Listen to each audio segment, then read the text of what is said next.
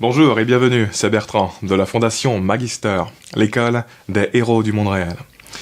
Si vous connaissez un peu le domaine du développement personnel, le principe d'optimisme inébranlable, dont je vous parle beaucoup, il doit sûrement vous évoquer l'idée populaire de la loi d'attraction de la pensée. Et effectivement, il y a beaucoup de rapprochements. Et on va essayer d'étudier ça dans une série de vidéos. En fait, ce qui distingue les deux, c'est que l'optimisme inébranlable est davantage une perspective rationnelle sur le pouvoir de l'esprit, alors que la loi d'attraction, c'est davantage une perspective fictive, mythique et fantaisiste sur le pouvoir de l'esprit. Attention, je vous arrête tout de suite. Quand je dis qu'une perspective est davantage fictive, mythique et fantaisiste, ça ne veut pas dire qu'elle n'est pas réelle. Non, pas du tout. Au contraire même.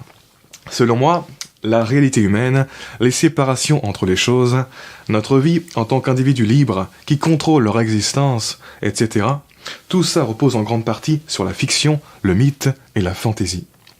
La fiction est une composante essentielle de la nature humaine.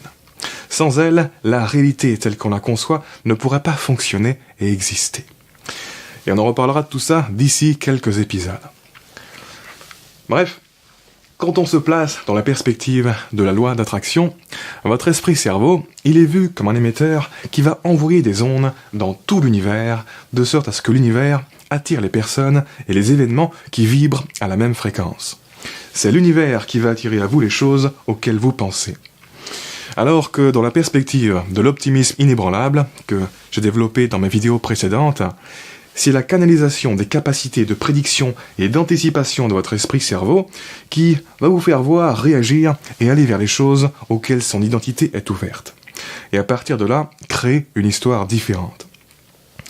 Dans cette perspective rationnelle, c'est toujours vous qui allez vers les choses qui vous attirent ou qui attirez l'attention des personnes qui vous correspondent en incarnant ce que vous recherchez et l'identité que vous voulez être dans la vie. Donc, pour clarifier, dans cette perspective de l'optimisme inébranlable, contrairement à celle de la loi d'attraction, il n'y a pas de fréquence de l'univers, d'onde de la pensée qui traverse le monde, de futur quantique ou quoi que ce soit ressemblant à de la science-fiction. Tout est essentiellement mental et comportemental. Bref, à l'utilisation, ce n'est pas fondamentalement une mauvaise chose d'être une perspective davantage fictive comme la loi d'attraction. Non. En fait, c'est juste que ça empêche de comprendre les choses d'une manière plus rationnelle et systémique. Et quand on veut étudier le monde et la psyché de manière rationnelle et systémique, comme ce que j'essaie de faire avec mes vidéos, il faut s'en éloigner de ces perspectives. Ou tout du moins, faire de ces perspectives un sujet d'étude. Et c'est précisément ce que je vais faire dans la série de vidéos à venir et dans d'autres qui viendront beaucoup plus tard. Et donc, si vous êtes comme moi, et que vous avez l'esprit porté vers la compréhension rationnelle et systémique, vous allez adorer les épisodes à venir parce que ça va vous éclairer sur ce versant gigantesque de la psychologie et de la spiritualité humaine. Là, dans mes vidéos, on va vraiment commencer à beaucoup attaquer le thème des croyances en tant que moteur de l'existence humaine. Donc, encore une fois, la loi d'attraction, c'est un modèle puissant de la réalité, qui peut tout à fait amener à de bons résultats pour manipuler cette réalité. Mais ça reste un modèle fictif. Un modèle n'a aucunement besoin d'être rationnel pour donner des résultats. Au contraire, les modèles qui peuvent apporter le plus de résultats sont souvent parmi les moins rationnels. Et c'est parfaitement logique quand on y réfléchit, parce que la vie n'est pas quelque chose d'essentiellement rationnel du tout. Encore une fois, même si ça vous paraît fou, je vous expliquerai plus tard pourquoi ça ne l'est pas du tout. Donc, pour ceux qui n'ont pas bien compris, je ne dis pas que c'est bidon, la loi de l'attraction. Quand j'étais plus jeune, je croyais que ça l'était. Parce que c'est rationnellement contestable. Pour mon esprit rationnel, ça ressemble à du Disney mélangé à de la science physique. Ça a un côté magique, mystique et sensationnel qui ne tient pas la route quand on gratte pour comprendre ce que c'est. C'est essentiellement fictif. Mais, en fait, plus tard dans ma vie, avec la maturation spirituelle, je me suis rendu compte que l'existence humaine, dans ses racines les plus profondes, est tout aussi fictive et rationnellement contestable. En fait, il n'y a pas grand-chose qui tienne la route quand on gratte pour comprendre ce que c'est. Y compris nous-mêmes, les valeurs qui nous animent et la réalité dont on fait partie. On peut tout débunker, on peut tout démystifier, parce que l'existence humaine est un gigantesque phénomène naturel dont l'évolution est animée par de la fiction. Le contrôle, le libre arbitre, l'individualité, le mérite, la responsabilité, l'initiative, les buts, les lois, la volonté, la faute, les êtres doués de sensations, etc. Tout ça, ce sont des rouages fictifs de la machine dont on fait partie.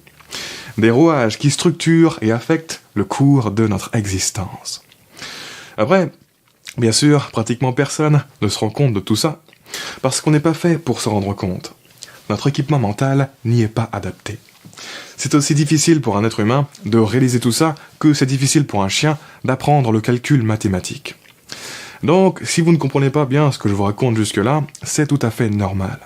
On aborde du contenu très avancé sur la nature existentielle des choses, sur la nature de la réalité et sur notre propre nature d'être humain.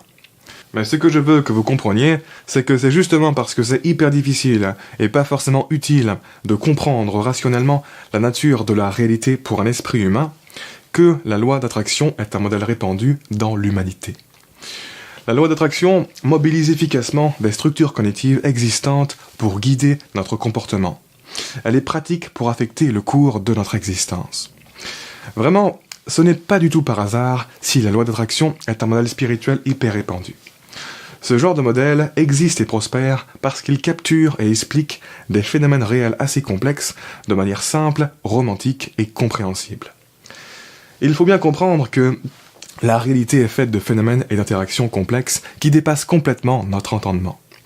Et comme je vous l'expliquerai dans des vidéos qui vont suivre bientôt, pour appréhender cette hypercomplexité du monde, notre cerveau humain privilégie la stratégie du moindre paradigme opérationnel. Il ne cherche pas les vérités ultimes, il cherche les vérités simples et pratiques que son esprit peut accueillir le plus aisément possible. Et donc, dans la réalité, il se passe des choses, des relations de cause à effet très complexes qui, de notre point de vue humain, donnent l'impression qu'il y a effectivement des forces, des lois, des énergies, etc. qui sont en jeu. C'est comme le karma. Pour moi, le karma, d'un point de vue rationnel, ça n'existe pas tel que c'est décrit par la plupart des gens. Mais, malgré tout, c'est le reflet de phénomènes complexes qui sont bien réels. Et ces phénomènes complexes donnent l'impression, d'un point de vue humain, qu'il y a une force mystérieuse en place qui s'appelle le karma. Si tu fais les choses avec des mauvaises intentions derrière, le karma te le fera payer plus tard. Ce genre de choses. De la même manière, avec la loi d'attraction, si tu penses à des choses sur une certaine vibration, l'univers va entendre ta requête et apporter dans ta vie ces choses auxquelles tu penses. C'est sous forme de loi que l'esprit humain capture et explique les relations de cause à effet complexes de sorte à pouvoir en tirer parti. Donc, la loi d'attraction, la loi du karma, l'ouverture du troisième œil, les chakras et compagnie, ce n'est pas complètement bidon du tout. À la limite, c'est l'embâche qui est bidon. Mais pas vraiment, parce que cet embâche, c'est justement des interprétations simplistes, romantiques et fantaisistes pour capturer dans des mots et décrire des phénomènes réels complexes de façon compréhensible par tout un chacun.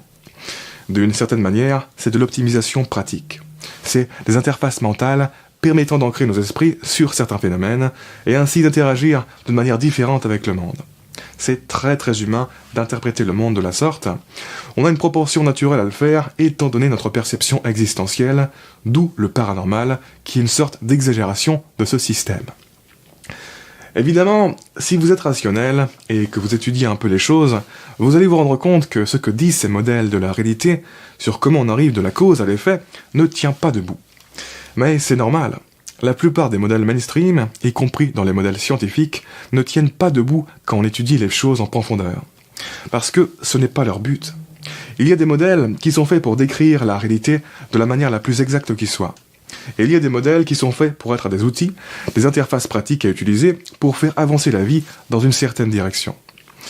Comme le disait George Box, un statisticien, tous les modèles sont faux, mais certains sont utiles. Donc, encore une fois, un modèle n'a pas du tout besoin d'être exact et rationnel pour donner des résultats pratiques, bien au contraire. Un modèle exact et rationnel est bien souvent très complexe, très théorique et abstrait d'un point de vue humain, et cela le rend inapplicable en pratique. Il n'y a que certains esprits humains qui, après beaucoup d'entraînement, peuvent accueillir ce type de modèle. Donc, d'un point de vue marketing, ce n'est pas terrible, les modèles exacts. Ce qui est bien, c'est les modèles que peuvent accueillir la plupart des esprits humains. Et en l'occurrence, c'est le cas de la loi d'attraction, qui n'est pas un modèle exact, mais qui est un modèle de type interface, fait pour un usage par tout un chacun. C'est une belle métaphore, une belle narration romantique du fonctionnement de la pensée, pour ceux qui comprennent vaguement comment elle se comporte en termes de résultats, en termes d'entrée-sortie, mais pas comment elle fonctionne rationnellement de l'intérieur. C'est un modèle qui est un très bon outil spirituel de départ pour gérer les relations entre sa vie, sa réalité et son esprit. C'est d'ailleurs probablement beaucoup plus simple à comprendre que les trucs que je raconte. Et ça peut tout à fait mener à de très bons résultats. Et donc, même si ce n'est pas les modèles que moi j'emploie et que je mets en avant, je n'ai absolument rien contre les personnes qui enseignent ce genre de modèle aux autres. Elles ont juste une façon différente de dire les mêmes choses que moi et de les faire comprendre aux gens. En l'occurrence, la loi d'attraction, ce qu'elle dit et qu'elle veut faire comprendre, c'est que tu devrais faire attention à tes pensées parce qu'elles conditionnent ta réalité. Et le fait que la plupart des gens comprennent la loi d'attraction et y croient, la rend d'une certaine manière plus vraie que le phénomène sous-jacent, qui lui est moins facilement compréhensible et crédible et donc moins exploitable pour l'esprit. Quand un mythe mobilise l'esprit dans son sens, il devient réalité. Du coup, petite note d'arrêt, jusque-là, on a abordé 3 principes sur les croyances. Principe numéro 1, une croyance n'a pas pour vocation d'être vraie en elle-même, mais pour vocation de structurer l'existence et guider les esprits. Principe numéro 2, plus un esprit peut accueillir aisément une croyance, plus cette croyance se révélera puissante pour cet esprit. Et principe numéro 3, plus une croyance est difficile à dissoudre pour un esprit, plus elle est réelle et restera réelle pour cet esprit. Encore une fois, on en reparlera bientôt de tout ça, la psychologie des croyances, c'est un de mes thèmes d'études préférés. Bref, pour terminer, ce que je veux dire d'important avec cette vidéo, c'est qu'il faut voir au-delà des mots et des différents systèmes de croyances. Il faut voir les phénomènes que l'on essaie de capturer. C'est une ouverture essentielle à avoir qu'il manque à énormément de personnes. Croire que quelque chose n'a pas de valeur parce que votre esprit, à vous, n'arrive pas à y croire, c'est nul. Sérieusement, peu importe le courant de pensée auquel vous adhérez, il est bon de reconnaître qu'il y a du bon à prendre dans tous les courants, même ceux qui ne vous parlent pas. Il ne faut pas se fermer et cataloguer ça comme étant complètement con et sans valeur. Même si ça vous paraît con, il faut extirper la valeur et essayer de comprendre pourquoi les gens utilisent cette perspective. Parce que ce n'est pas pour rien. Il y a forcément du bon au milieu de ce qui apparaît comme n'étant que du négatif. Hélas, il y a beaucoup de personnes hyper rationnelles qui sont juste capables de trouver toutes les idées à critiquer dans un courant de pensée, mais aucune idée bonne à prendre. Elles rejettent en bloc tous les aspects positifs, elles se retrouvent avec une vue dépressive sur le monde et elles se croient objectives. Ne se rendant pas compte qu'elles sont elles aussi aveuglées par leur propre perception, que la réalité n'est pas objective, que c'est à nous de donner de la forme et des couleurs au monde. Comme je le dis souvent, on est une partie de la réalité. Étant donné le fonctionnement dynamique de notre perception, on peut voir les mêmes faits objectifs avec des perspectives complètement différentes. Et parfois, j'ai vraiment l'impression d'avoir un cerveau particulier quand je vois que j'arrive sans problème à maintenir en parallèle plusieurs perspectives paradoxales, alors que la plupart des gens semblent enfermés dans une seule. Pour moi, chacune des perspectives renferme une part de vérité. Les paradoxes, ce n'est pas des problèmes, ce sont des propriétés de notre réalité. Sérieux, quand je vois tous ces gens qui, en choisissant un camp, renient en bloc la valeur de tous les autres, ça me fait soupirer à quel point c'est stupide et primitif. Ne soyez pas comme ça. Et si vous êtes comme ça, apprenez à développer cette capacité d'empathie idéologique. Cette capacité de démultiplier les perspectives que votre esprit est capable d'accueillir. Croyez-moi, ça peut se travailler et ça commence par l'ouverture. Sur ce, voilà qui clôt la première partie de cette série de vidéos sur la loi d'attraction, l'optimisme et la psychologie humaine. Je vous dis à bientôt pour la deuxième partie qui va arriver rapidement. En attendant, je vous invite à vous abonner si ce n'est pas déjà fait et je vous remercie de m'avoir écouté jusqu'au bout. Ciao.